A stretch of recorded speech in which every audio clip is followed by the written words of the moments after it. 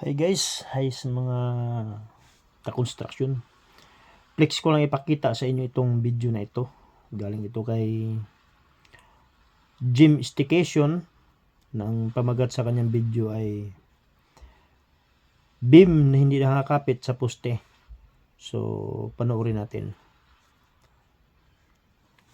Ayan, di ba? Saka kumapit sa gitna. Ang ginawa ka mo kasi, pinutol mo yung mga dulo. Kaya sabi ko sa'yo, tanggalin mo yan, palitan mo. Eto, may mga tira-tira ka pa namang Pero okay 12 na yan mm. dyan, ganyan, okay na yan dyan. Hindi nga okay yan pa. Sabi ko nga sa'yo, Papunta dito. Nagtatalo yung mag-ama. tanggalin mo yung Mga... mga... Ang gusto mo, papunta dito. Oo, gusto ko tumutok dito sa mga poste na yan, oh, kasi nga, kakapit yan dyan. Diyan kukuha ng tibay. Paano pag nagbuhos ka? Ito, ang gusto mo. Ito, dalahin pa dito. So, Oo, ayun nga, ililihis mo yan pa. Hahabulin mo yung ano. sa video, Hahabulin mo yung flex ko lang na ipakita. poste na makakapit. Doon ako mahirapan dahil sinaksak Pa, isa-isa. kahit nga Lumalabas doon sa dito na kabilang yung dulo niyan, gumawa o ng tingnan mo, bahay, hindi rin nakakapit yung sa poste, eh, oh. yung tatay niya. Ano ba yung isang, dalawang ano nga lang, Kitang-kita naman talaga dalawang na 12 mali mm talaga yung kinakapitan ng ginawa, beam no? eh. Dahil Tatanggalin. ito yung mali na ito. Dapat itong beam niya ay dapat nakakapit dyan sa poste na yan. Ano, yan. Hindi ako engineer, no, pero base sa mga experience, dapat nakakapit talaga yung beam dun sa poste. Maliban na lang doon sa mga ibang mga kadahilanan na siguro may mga pagkakataon na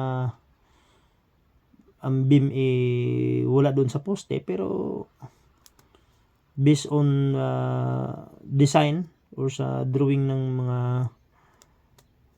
architect or engineer, structural engineer, ay siguro bihirang pagkakataon lang yun, pero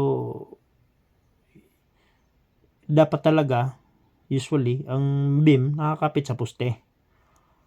Pangalawang mali dito, yung mga horizontal bars niya sa kanyang beam,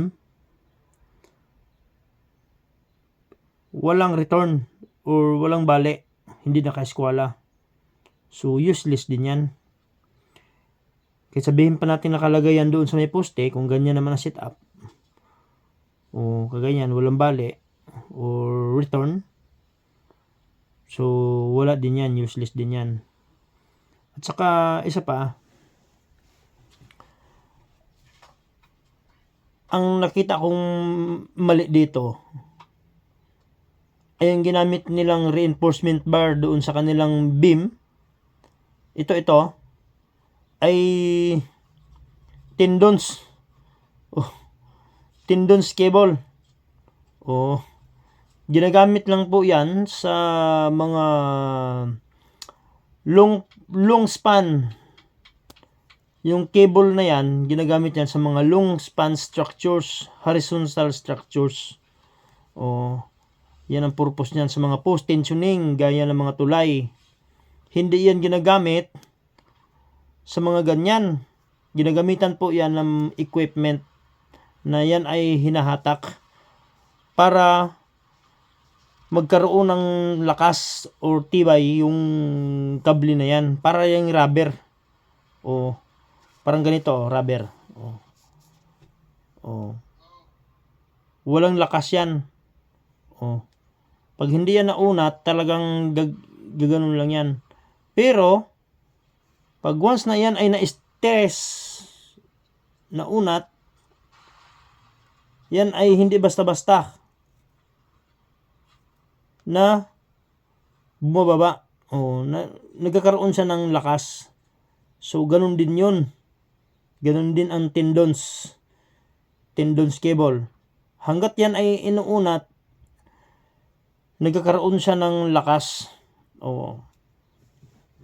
So, yun ang comment ko sa video na ito, no?